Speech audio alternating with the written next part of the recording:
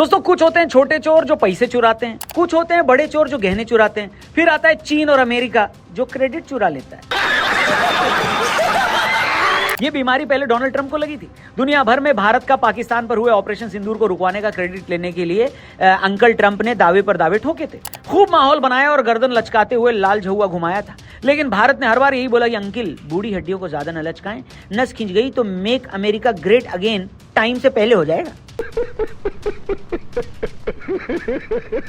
अब यही क्रेडिट चोरी वाली बीमारी पाकिस्तान के चीनी फूफा को लग गई है। चीन ने यही दावा ठोकते हुए बोला है कि उसने ऑपरेशन सिंदूर रुकवाने में अपनी भूमिका निभाई है। भाई, सबसे पहली बात तो ये है कि चीन को हम बॉर्डर में तो घुसने नहीं देते, तो अपने ऑपरेशन के बीच में क्यों ही घुसने देंगे? बात तो सही है। दूसरी बात ये कि भाई साहब, जब मोहल्ले में हमारी और उनकी बातचीत ही नहीं होती तो हम उनकी ये बात क्यों मानेंगे? खैर, इसी टॉपिक पर आज हमने ये वीडियो बनाई है, बात करेंगे और ये भी समझने की कोशिश करेंगे आखिर क्यों भारत और पाकिस्तान का युद्ध रुकवाने का क्रेडिट लेने के लिए अमेरिका और चीन के बीच में ये लड़ाई शुरू हो गई है। Claiming credit for peace without doing the actual work. First it was US President Donald Trump and now it is China. President Trump, now China. Beijing claims it mediated India-Pakistan tensions. China's claim over India-Pakistan conflict. India has refuted China's claim that it mediated between New Delhi and Islamabad during the military conflict earlier this year. सबसे पहले दोस्तों, आप लोगों को नए साल की, happy new year की ढेरों शुभकामनाएं। क्या हालचाल? देखिए, चीन ने दावा किया है कि उसने भारत पाकिस्तान के बीच मई 2025 के तनाव को शांत करवाया। यह दावा चीनी विदेश मंत्री ने किया, जबकि भारत साफ कह चुका है कि पाकिस्तान ने खुद वो सीज फायर मांगा था। अब चीन ने क्या कहा? चीन के विदेश मंत्री ने 30 दिसंबर को बीजिंग में एक सेमिनार में कहा कि चीन ने भारत पाकिस्तान के तनाव समेत कई हॉटस्पॉट मुद्दों में मीडिएशन किया और मामला शांत करवाया। उन्होंने दावा किया कि बीजिंग ने न्यूट्रल रहकर जड़ से समस्या सुलझाई है। जड़ने का मन तो हमारा भी किया ये सुनने के बाद कि हर चीज में अमेरिका से कॉम्पीट करने की कोशिश चाइना कर रहा है, अब झूठ बोलने में भी कॉम्पीट करने लगे। अब इसका मतलब ये है कि चीन खुद को ग्लोबल पीस का रक्षक दिखाना चाहता है, जैसे अमेरिका और रूस अभी तक अपनी वो पहचान बना चुके हैं। लेकिन हकीकत में ये एक प्रोपेगेंडा लगता है, क्योंकि भारत ने ऑपरेशन सिंदूर के बाद पाकिस्तान के डीजीएमओ से डायरेक्ट बात की थी। चाइना के मंत्री जी ने म्यांमार, ईरान, न्यूक्लियर, फिलिस्तीन, इजराइल के साथ भारत पाक को भी लिस्ट किया है। अब सवाल ये कि आखिर चीन ऐसा क्यों बोल रहा है? शायद पाकिस्तान को सपोर्ट करने के बाद अब पीस मेकर का लेबल चिपकाने की कोशिश करते हुए चीन ये चाहता है कि दुनिया उसको अब नेक्स्ट ग्लोबल पावर की तरह देखे। इसमें कोई शक नहीं कि चीन एक आर्थिक महाशक्ति यानी इकोनॉमिक सुपर पावर है। अमेरिका भी उसको इस बात में चैलेंज करने से हिचकता है, लेकिन जियोपॉलिटिकल लेवल पर जितने फ्रंट पर आकर अमेरिका खेलता है, चीन उतना नहीं कर पाया। ऐसा इसलिए भी क्योंकि दुनिया चीन पर उतना भरोसा नहीं करती। पाकिस्तान ने चीनी हथियार इस्तेमाल किए थे और अब चीन उसी का क्रेडिट लेना चाहता है। सिंपल। गजब बेइज्जती है।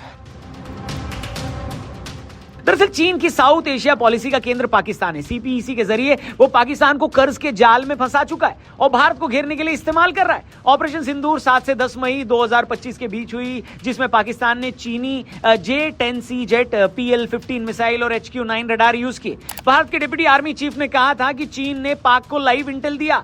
अब इसमें चीन देश की रणनीति साफ है, पाकिस्तान को बोरोड नाइफ बनाकर भारत को कमजोर करो।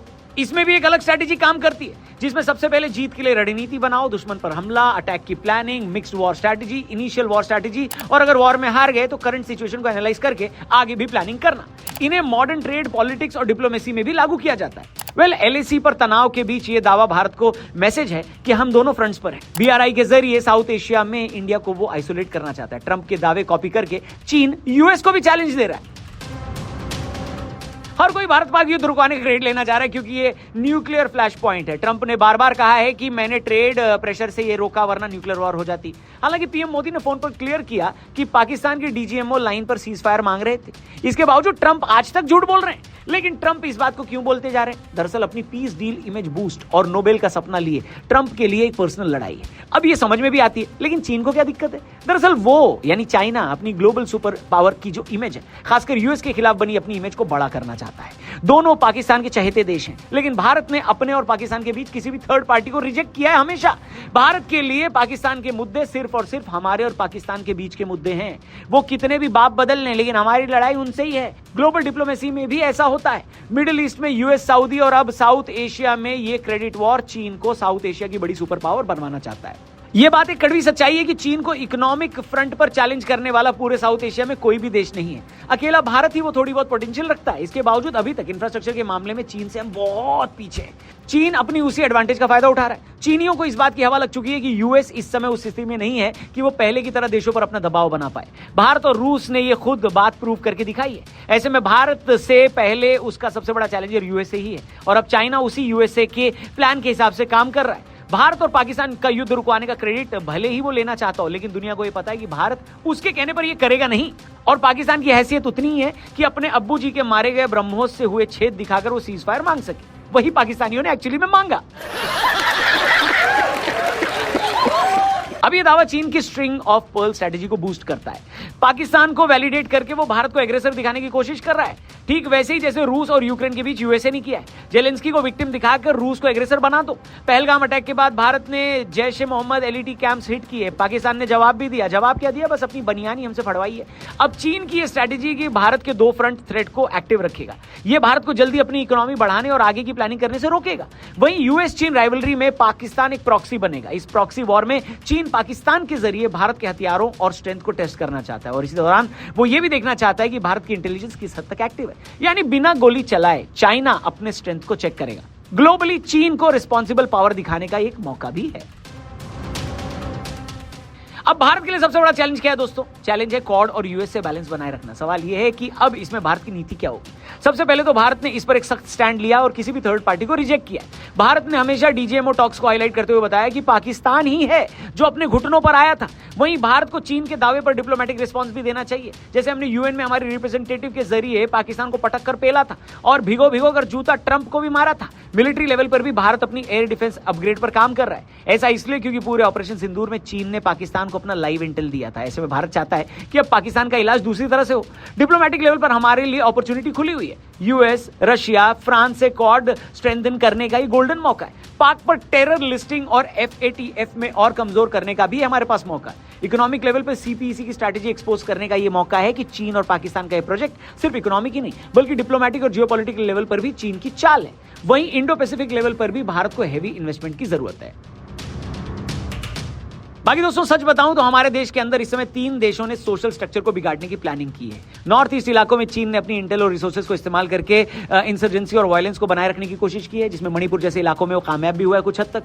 लगातार वो नक्सली हमलों को फंड करता रहा है। भारत का नक्सल मुक्ति का अभियान चीन की उसी स्ट्रैटेजी को फेल करने की पहली सीढ़ी है। इसके बाद यूएस हमारे देश की पॉलिटिकल क्लास और ब्यूरोक्रेसी तक में घुसने की लगातार कोशिशें कर रहा है। कई जगह वो ऐसा कर भी चुका है। आपने कितनी बार ऐसा सुना है कि फला फला अधिकारी या रिटायर अधिकारी के घर से करोड़ों का कैश मिला, या आपने सुना ही होगा कि किसी जज साहब के घर से करोड़ों के नोट बरामद हुए। बस यही यूएसए की प्लानिंग का हिस्सा है, एक्सपर्ट्स बता रहे हैं, जहां वो अपनी खुफिया एजेंसीज को भारत के सिस्टम के अंदर प्लांट करने की कोशिशें करता रहता है। पाकिस्तान के केस में मुझे समझाने की जरूरत नहीं, ये तीसरी कंट्री है कि वो क्या करती रहती है। दरअसल भारत दुनिया के सामने एक हाथी के समान है जो धीरे चलता है, लेकिन जिसको गिराना इतना आसान नहीं है। ये सारे देश बस उसी हाथी को गिराना चाहते हैं। ये भारत की जमीन को ही अपनी लड़ाई का ग्राउंड बनाना चाहते हैं। अब ये इसमें कितने कामयाब होंगे ये तो वक्त ही बताएगा। बाकी इस मुद्दे पर आप कमेंट करके जरूर बताइएगा इन तीनों कंट्रीज में से किस कंट्री का सामना करना भारत के लिए सबसे ज्यादा चैलेंजिंग हो सकता है। चैनल को जरूर सब्सक्राइब करना। हैप्पी न्यू ईयर आपको और आपके पूरे परिवार को। साल 2026 की ढेरों शुभकामनाएं। जल्दी मिलेंगे। जय हिंद।